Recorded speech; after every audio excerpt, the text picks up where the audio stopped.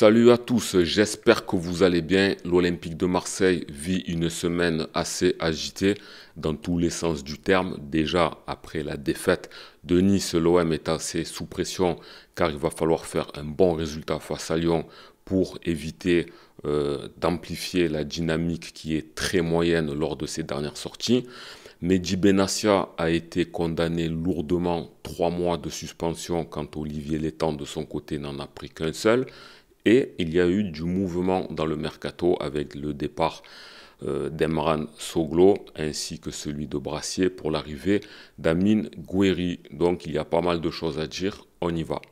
Je commence par le scandale de la semaine. Mehdi Benassia condamné 3 mois pour ce qu'il s'est passé face au LOSC en Coupe de France, quand Olivier Létang a été lui suspendu 1 mois. Je ne vais pas m'étendre trop longtemps sur le sujet. J'ai donné mon avis au Football Club de Marseille. Ceux qui veulent le voir, j'étais à l'émission la semaine dernière, jeudi dernier. J'ai donné mon point de vue avant que la sanction ne tombe. Et aujourd'hui, je ne suis pas étonné. Il n'y a que les choses étonnantes qui peuvent m'étonner. Si Benassia avait pris 1 mois et Létang 3 mois, j'aurais été surpris. Là, aujourd'hui, on est dans une conjoncture où je ne suis absolument pas surpris. Pourquoi Mehdi Benassia prend autant, Olivier Létang prend beaucoup moins? Il y a des raisons, je vous laisse faire votre avis. Est-ce que c'est parce qu'il est Marseillais ou est-ce qu'il y a d'autres raisons? Moi, j'en ai évoqué quelques-unes. Voir le Football Club de Marseille, c'est une situation qui est vraiment très gonflante, très fatigante et pour moi, ça va au-delà du football. Bref. Le mercato se poursuit à l'Olympique de Marseille. Il y a eu des départs. Soglo et Brassier sont partis.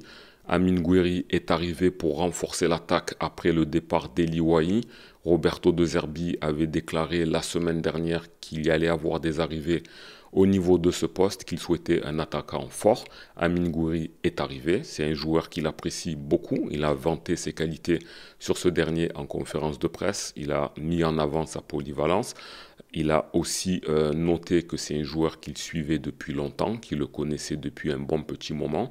En tout cas, c'est un joueur qui a l'air de parfaitement le satisfaire. Il a paraphé son contrat, c'est un joueur qui est en forme physiquement. D'ailleurs, il a marqué lors de la dernière journée. Il est transféré, le contrat a été signé à temps, il peut être dans le groupe et voire même sur la feuille de match contre son ancien club formateur Lyon. Avant l'arrivée d'Amine Gouiri, beaucoup de supporters étaient déjà divisés. Il y a ceux qui étaient contents et hypés de sa venue pour plusieurs raisons. C'est un jeune joueur prometteur qui a beaucoup de talent, qui a prouvé pas mal de belles choses en Ligue 1. Il est capable d'évoluer à pas mal de postes et c'est un joueur qui a quand même une marge de progression encore grande du fait de son jeune âge. Et il y a ceux qui se disent Amine Gouiri, il est un petit peu nonchalant, des fois c'est oui, des fois c'est non. On ne sait pas trop ce que ça va donner par rapport au mental vis-à-vis de l'OM. Beaucoup disaient oui, on peut le faire venir, mais 22 millions d'euros avec bonus, ça peut faire beaucoup. On aurait peut-être pu avoir mieux. Effectivement, que pas mal de gens s'interrogent. C'est le genre de scénario qui me plaît. J'aime bien quand les Marseillais ne sont pas d'accord entre eux. Ça permettra de donner raison aux uns ou aux autres. J'espère personnellement, maintenant qu'il a signé, que c'est un joueur qui aura de la performance. En ce qui concerne mon avis, moi je suis plutôt content de sa venue. Amine Gouiri, c'est un joueur qui connaît très bien la Ligue 1. Il est apte physiquement, il a l'air en forme. C'est un joueur qui aime bien l'OM. On a toujours vu dans sa carrière que c'était quelqu'un qui avait déjà déclaré que la plus belle ambiance en France, c'était l'Olympique de Marseille. C'est un joueur qui a le style de jeu qu'il faut et qui remplace numériquement déjà Eli Wahi. Car l'OM, on le sait, on manque cruellement d'attaquants. Faris Moumbagna s'est blessé. Eli Wahi ne donnait pas satisfaction et il est parti. Neil Maupay donne beaucoup de sa personne. C'est un joueur qui apporte pas mal de passes décisives. Il bouscule les défenses, mais c'est un joueur qui ne score pas beaucoup. Et puis, on ne sait jamais, on n'est pas à l'abri d'une suspension ou d'une blessure. Donc, il fallait absolument remplacer Eli Wahi. Donc, le remplacement de ce dernier par Amine Gouiri est quand même différent. On est sur un profil totalement différent. Alors les avantages d'Amine Gouiri, comme on a dit, et Roberto De Zerbi l'a bien mis en avant lors de sa conférence de presse, c'est un joueur qui peut jouer sur tous les fronts de l'attaque. Il peut jouer en numéro 9, il peut jouer ailier, que ce soit à droite ou à gauche, il peut jouer en 9 et demi, vu sa technique et la dextérité qu'il a avec le ballon, c'est quelqu'un qui peut franchement prendre pas mal de postes, ce qui n'était pas le cas d'Eli Wahi ou de Mopé qui jouent tous les deux en pointe, eux aussi avec un style différent. Wahi sur la profondeur, les appels de balles, et Mopé plus dans la surface à essayer de combiner pour avoir le ballon et beaucoup mieux que son vis-à-vis lorsque le ballon lui vient dos au but. Donc là, on a un profil un peu plus complet. Où est-ce qu'il va jouer? Moi, je pense que il va jouer avant-centre. Normalement, ça serait sûrement pour faire une grosse concurrence à Neil Mopé et peut-être même dans le plan de le tester directement à la place de l'ancien niçois. Tout simplement parce qu'en fait, l'OM cherche à marquer des buts, veut directement trouver la solution à travers un véritable numéro 9 parce que l'OM marque beaucoup, mais ça vient plutôt de joueurs qui ne sont pas en numéro 9. On voit Adrien Rabiot qui marque de plus en plus de buts, on voit Mason Greenwood qui joue sur le côté, qui est le meilleur buteur du championnat, et Luis Enrique qui a quand même scoré pas mal. En plus, Amine Gouiri, après le numéro 9, ça peut donner une indication.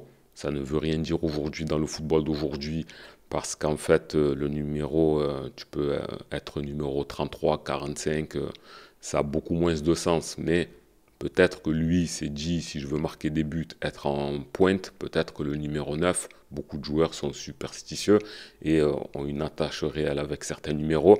Ça peut peut-être le pousser à jouer sur ça. Mais ce qu'il y a de bien, c'est qu'il peut jouer n'importe où sur le front de l'attaque et ça peut être intéressant. Comme on le disait tout à l'heure, il est qualifié pour le match de dimanche. Est-ce que Roberto De Zerbi va le faire jouer d'entrée?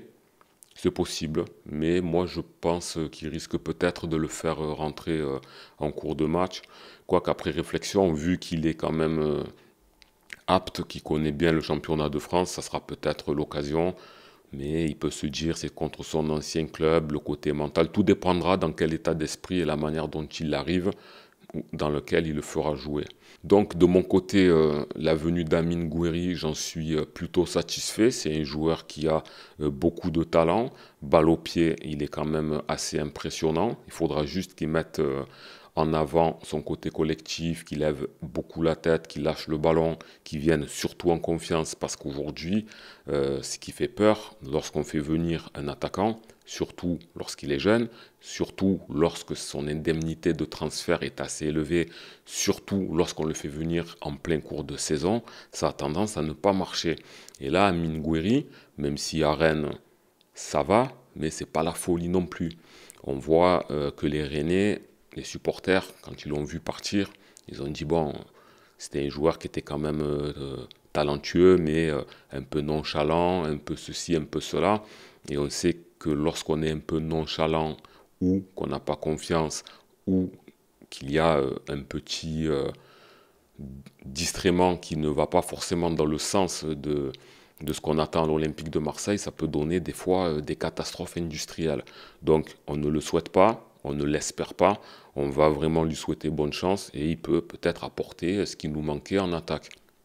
Parce que lors de ce mercato, on attendait des grands joueurs, il y avait de grands noms qui circulaient. Je pense notamment à Santiago Jiménez, mais pour l'Olympique de Marseille, c'était le genre d'opération assez difficile à faire, surtout en mercato hivernal. Après, moi, ça va. Après, je me dis juste que 22 millions d'euros, c'est vrai que c'est quand même une belle somme. Bon, maintenant, tu rattrapes le coup avec Eli Wahi. L'OM pouvait se permettre. On ne peut pas juger dès aujourd'hui, on peut simplement donner son avis sur le joueur, mais c'est à lui de prouver dans les mois qui viennent que 22 millions d'euros, c'était une somme adéquate pour le faire venir au sein de l'attaque de l'Olympique de Marseille. En ce qui concerne le mercato, il touche à sa fin dans quelques jours. Pas eu beaucoup de mouvements. Amine Gouiri, c'est la deuxième recrue enregistrée après Luis Felipe Ramos. Bon, l'OM s'est renforcé en défense avec ce dernier. Personnellement, j'espérais peut-être un deuxième défenseur pour être sûr, sachant que même Lilian Brassier, même s'il n'était pas à la hauteur de l'OM, fait qu'il est parti. Donc sur le point de vue numérique, ben, on est un de moins. Moi, j'espère, peut-être d'ici les quelques jours qui se terminent, qu'on fasse venir un beau bébé derrière avec de l'expérience, prêt à l'emploi, quelqu'un qui a vraiment envie de venir à l'OM et qu'on fasse une belle affaire. Ça serait vraiment le top pour pouvoir renforcer, pour moi, le secteur qu'il fallait renforcer en priorité. Luis Felipe, c'est bien, mais est-ce suffisant? On verra parce que l'OM continue à prendre des buts. On est très bon à l'offensive, même si dans les dernières semaines, on a quand même beaucoup moins marqué. On marque. Par contre, des buts casquettes, des buts d'inattention, des buts pour pas mal de raisons, on en prend beaucoup. Donc, bien qu'il y ait Luis Felipe, un nouveau défenseur central, personnellement, ça m'aurait plu. Après, en attaque, vu qu'on marque beaucoup, Kamine Gouiri est là, je pense qu'on est bon et au milieu de terrain, on a vraiment ce qu'il faut. Donc moi, si le mercato se termine par l'arrivée d'un défenseur, je signe direct. 20e journée de Ligue 1, l'OM reçoit Lyon dans un stade bouillant. On attend ce match avec impatience et il fait partie des 2-3 matchs qu'on attend le plus dans l'année avec le Paris Saint-Germain. Personnellement, moi, ma rivalité, elle est beaucoup plus grande avec le club de Lyon que celui de Paris, même si quand Paris vient au stade Vélodrome, ça fait toujours plaisir parce que c'est une grosse fête. Mais Lyon, c'est un club qui nous ressemble sur pas mal d'aspects. C'est un club avec lequel on peut avoir une véritable rivalité, même si en ce moment, les 2-3 dernières saisons, on a du mal à se courir après au classement. Mais c'est deux équipes qui ont sensiblement la même trajectoire sur pas mal de points. Et les deux clubs se battent pour dire qu'il n'y a qu'un seul Olympique. En plus, avec la rivalité qu'il y a depuis maintenant au moins 2 décennies, c'est très intéressant de suivre cela. Et personnellement, ça me renvoie une certaine nostalgie car ça me rappelle l'époque de mon père lorsqu'il affrontait Jean-Michel Aulas, que ce soit en conférence de presse interposée, que ce soit sur le terrain, que ce soit vraiment dans le contexte global avec de grosses équipes l'une de l'autre en face, avec un grand Lyon et un Olympique de Marseille qui tentait de les renverser au fur et à mesure, chose qui est arrivée à partir de 2007, 2008, 2009, on a commencé à inverser la tendance. Ça me rappelle de très bons souvenirs. C'est pour ça que j'ai, pour l'Olympico, on va dire, une certaine attente et un petit brin de nostalgie pour ça. Mais même maintenant, dans le présent, c'est quand même un club qu'il faut battre. C'est une affiche qu'on attend. En plus, le match aller a été relativement épique. L'Olympique de Marseille, on s'est imposé dans les dernières secondes avec une frappe venue d'ailleurs de Jonathan Rowe. C'est pour l'instant le match de l'année, la référence phare de l'OM dans un match où on était à 10, un match où on s'est fait rattraper, on est passé devant, il y a eu des buteurs improbables, il y a eu un scénario complètement dingue. Donc on va espérer ce genre de scénario à nouveau avec bien évidemment une victoire de l'OM. Donc franchement, c'est une très belle affiche. Sur un point de vue point, l'OM doit en plus gagner pour rester toujours à sa seconde place. Normalement, peu importe le résultat, on restera second. Mais si tu perds, Monaco, en cas de victoire, peut te rattraper au nombre de points. Ils ne peuvent pas forcément te passer devant parce qu'on a une différence de but largement supérieure à la leur. Mais quand même, attention que mentalement, ça peut jouer sur l'aspect classement. Une contre-performance, que ce soit une défaite ou un nul, au-delà des points, ça jouerait et ça mettrait le doigt forcé sur l'Olympique de Marseille, disant qu'on ne va plus bien. Après avoir perdu face à Lille au tir au but lors de la Coupe de France, on pouvait se dire, bon, on a affronté une grosse équipe, on a proposé du jeu, eux aussi, Lille était invaincu, on a perdu au tir au but, c'est la loterie, bon, ça va, ça va, ça va. Ça pouvait arriver de perdre comme ça aurait pu être eux qui auraient pu ne pas gagner la rencontre. Match nul face à Strasbourg. Strasbourg, c'est quand même une belle équipe, même s'ils sont à la moitié du classement. C'est une équipe qui donne de temps en temps du fil à retordre. Ils ont de belles individualités devant. On l'a vu, ils ont su profiter de nos faiblesses et de nos largesses défensives. Et au final, il y a eu un partout. Chez nous, là, ça commence à faire un peu grincer des dents, car on se dit il y a des points à récupérer. On en perd à domicile. En plus, on ne prend pas la revanche sur le match aller. Donc, bon, on ne perd pas. Et là arrive le match de Nice. défaite 2-0, match catastrophique des Olympiens, autant défensivement avec les grosses boulettes qu'on a vues qu'offensivement on n'arrivait pas à se procurer de véritables occasions. Là, c'est plus que le grinçage de dents. On se rend compte que la machine à laver, elle commence à tourner de plus en plus vite. Donc, perdre ou faire match nul contre Lyon, c'est un très mauvais signal. Et là, on pourra dire que la dynamique, elle est définitivement cassée et qu'il faudra se méfier de nos concurrents, pourtant sur lesquels on avait mis une certaine distance, et tout simplement faire attention, parce que quand des fois tu as une période un peu mauvaise, un peu de trouble, et que finalement, en plus, elle est assénée d'un coup de hache par un rival direct à toi, ça peut laisser de graves séquelles et entraîner des fois des contre-performances. Mais on n'en est pas là. L'OM a largement les moyens de s'imposer. 65 000 personnes sont attendues. L'équipe, quand on regarde l'effectif, normalement tout le monde est là. Quand je dis tout le monde est là, à part les absents de longue durée, encore Kondogbia ne sera pas là. Aminarit non plus. Faris Moumbagna qui a repris la course ne sera pas là. Mais si on regarde le 11 type titulaire de Roberto De Zerbi, on devrait avoir tout le monde de disponible avec les deux recrues qui sont arrivés qui pourraient peut-être jouer. Parce que Luis Felipe, qui est dans le groupe depuis 2 matchs, n'a pas encore démarré véritablement avec l'Olympique de Marseille. Là, aujourd'hui, avec le départ de Brassier, plus les semaines qui se sont poursuivies, il devrait être prêt. D'ailleurs, De Zerbi a dit qu'il était tout à fait apte à commencer un match. Alors, où est-ce qu'il pourrait jouer? Normalement, c'est un défenseur qui joue plutôt axe droit. Donc, ça serait en place de Murillo. Maintenant, Murillo, je pense que dans le genre de match face à Lyon, tu peux vraiment en avoir besoin. Et comme Brassier est parti, c'est le dernier à qui on a fait confiance sur le poste axe gauche, il pourrait peut-être prendre l'axe gauche à côté de Balerdi. Donc ça donnerait une défense Ramos, Balerdi, Murillo. À moins qu'il décide encore de le garder sur le banc et mettre Cornelius. En ce qui concerne le gardien, bien évidemment, Rulli. Le milieu de terrain, Holzberg, Rongier, comme d'hab. Sur les côtés, moi je pense plus à Merlin que Ulises Garcia. Et oui, on se pose la question parce que quand même, on a vu qu'Ulises Garcia à certains moments a déjà été titulaire contre toute attente. Mais Merlin, on a besoin de lui, surtout qu'il a un aspect offensif plus important que celui de Garcia. Donc dans ce genre de rencontre, je pense que Merlin, en plus, il fonctionne aussi par rapport à certains matchs. Donc il peut apporter quelque chose d'impactant, donc ça sera lui à coup sûr. De l'autre côté, Luis Enrique, milieu de terrain, enfin gauche et droite, Rabiot et Mason Greenwood. Et en pointe, on peut se poser la question, donc là ça va être aussi un des regards que l'on va poser sur cette rencontre, est-ce qu'Amine Gouiri va démarrer à la place de Neil Maupay? La possibilité existe, mais Roberto De Zerbi peut continuer à faire confiance à Neil Maupay et donner du temps de jeu à Amine Gouiri dans la rencontre en seconde période.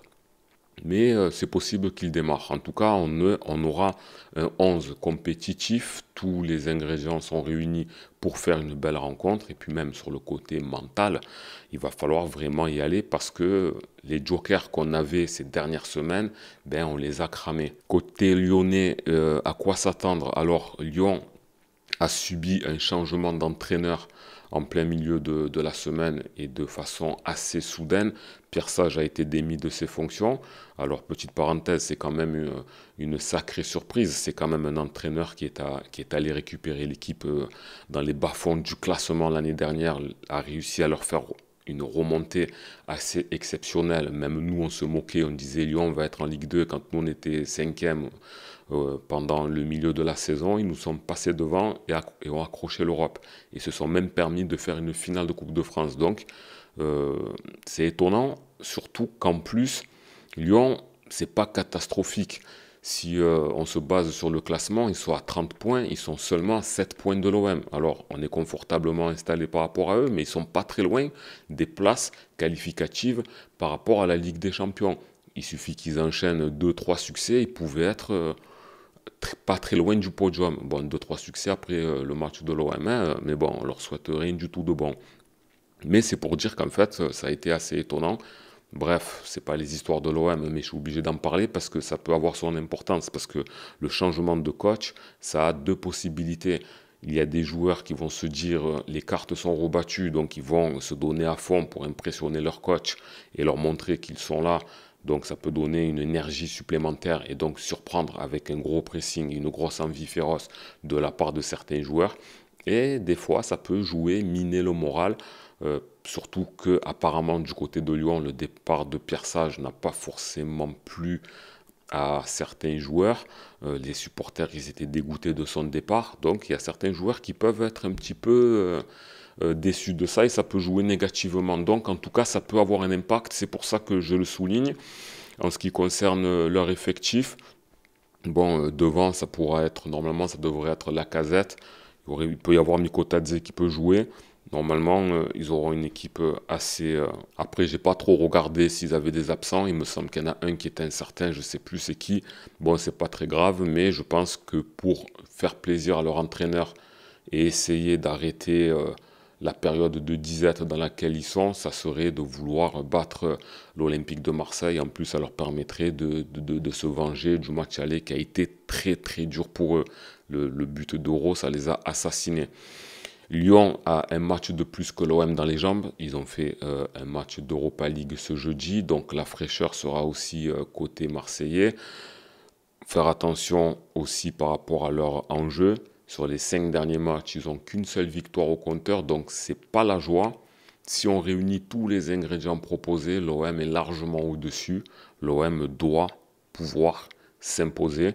Quoi attendre de ce match? Ben, qu'on se remette la casquette dans le bon sens, qu'on trouve le chemin défilé rapidement, qu'on ne se laisse pas surprendre par un éventuel pressing de la part des Lyonnais, qu'on marque dès qu'on peut, qu'on soit chirurgical devant, qu'on arrête les erreurs défensives. Alors parce qu'on parle de Brassier, c'est vrai, mais c'est pas forcément le seul qui des fois a la tête qui part dans tous les sens. C'est globalement parce que les erreurs défensives, on les faisait même quand Brassier n'était pas là. À part que Brassier, lui, c'était tellement gros quand ça lui tombait dessus. Mais de manière générale et globale, la défense de l'OM doit porter beaucoup d'attention dans ces matchs-là. Surtout que Jérôme Rulli a masqué beaucoup la défaillance olympienne sur cet aspect-là, la défense. Si on joue convenablement, qu'on ne se met pas trop de pression parce qu'au Vélodrome, on n'a pas forcément encore gagné notre salut d'équipe qui a remonté à fond. On est normalement meilleur à l'extérieur. Et là, c'est quand même un beau morceau qui vient. Alors, sur un point de vue points, etc., classement, c'est pas le concurrent direct comme on peut recevoir Lille, recevoir Monaco, et etc. Mais sur un point de vue, on va dire, affiche du championnat, ça peut aussi créer de l'émulation de part et d'autre.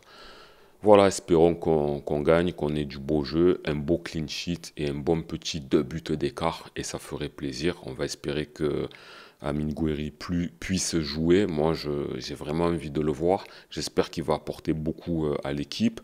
Son côté polyvalent me plaît aussi. Je pense qu'il doit être assez motivé. C'est un joueur, quand il est dans une bonne saison, il peut marquer 15 buts. Donc là, il lui reste une moitié de saison pour s'imposer. Il distille aussi de bons ballons.